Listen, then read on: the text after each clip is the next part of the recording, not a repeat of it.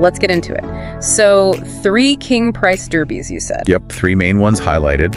St. Andrews playing Kingswood in Maconda. Yep. Then Kearsney against St. Stithians. That was on Kearsney's Founders Day. Oh, always special. Always. And the third was St. Charles versus St. David's over in Peter Maritzburg. Okay, 3 big ones, different places. Gives a good feel for the series reach. Definitely. So let's start with Maconda, Kingswood, and St. Andrews. Yeah, the sources really paint a picture there.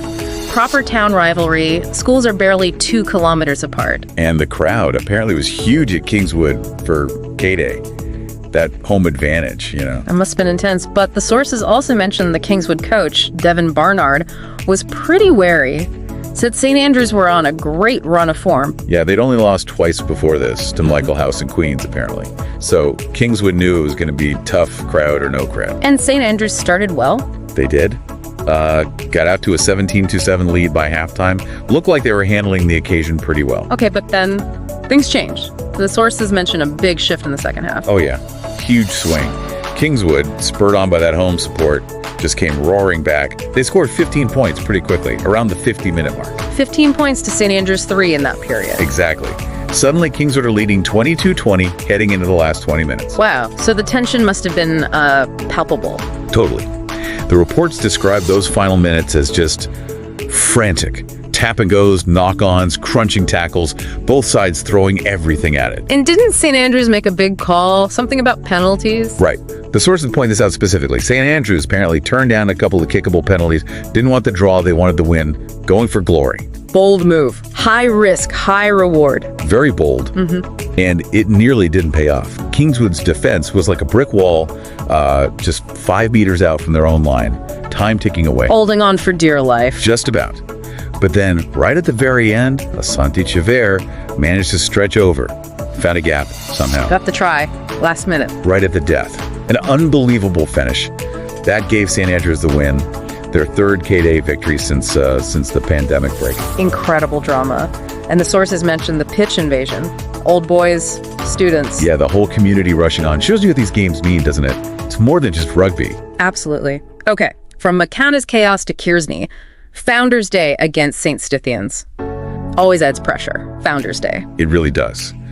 And this one, according to the sources, lived up to the special occasion billing. Turned into another nail-biter, just 1 point in it at the end. 1 point. But it sounds like St. Stithians were cruising for a while, leading at the break. And yeah, they looked completely in control. Played what the sources called a perfectly played game for most of it. They were up 25-14 with only 5 minutes left. 5 minutes? Surely game over. You'd think so. But Kearsney dug deep. This Founders fight back, the sources talk about.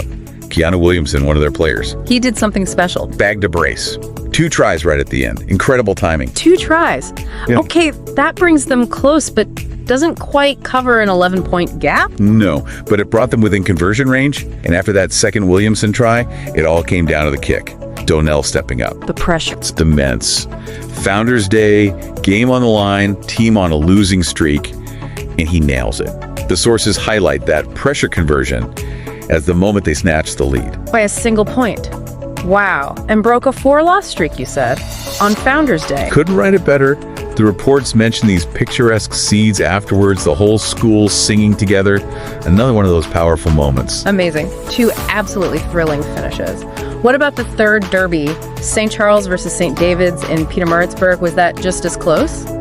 No, not close at all, actually, but dramatic in its own way. This was all about dominance. St. Charles just put on a clinic, basically. Sources say a successful showing is maybe an understatement. 6 tries scored. And conceded. 0. A complete shutout. Must have been tough for St. David's. Yeah, the reports mention it was their first loss in nearly a month.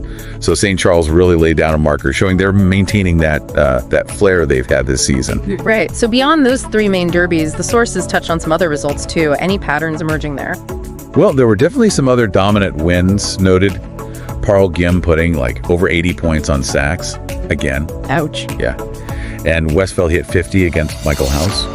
Pretoria boys also had a pretty comfortable away win at St. John's, 33-6. Shows some teams are really clicking. But not all blowouts. No, definitely not. The sources made a point of highlighting Wimberg ranked 11th, I think, pushing Paul Roos really hard. Paul Roos are always strong. Exactly. And Wimberg only lost 21-17. That's tight. Shows there's real depth, you know. Yeah. Even top teams are getting pushed. Good point. So, looking at this whole weekend, the thrillers, the dominant wins, the sources, summed it up pretty well, didn't they? Something about excitement being ripe. Yeah, excitement ripe once again throughout South Africa as the KP Derby Series nears a successful first-term outing.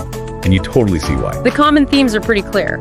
Absolutely. Those nail-biting finishes, the comebacks, the impact of the crowds, those special occasions like Founders Day, and just generally a really high standard of rugby being played. It feels like proper drama unfolding each week. Yeah, the season definitely feels like it's hitting its stride. And it doesn't stop here, does it? The sources mentioned what's coming up. Nope, no rest.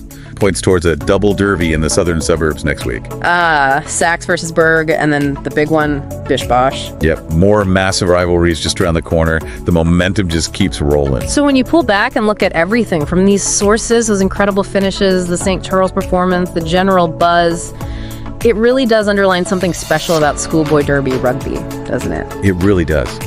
You think about these intense rivalries, how much they mean to the communities, the schools, and how often we see these last-second wins, these moments of pure drama. It makes you wonder, what is it about this specific level, this environment, that consistently produces such unforgettable moments and brings everyone together like that?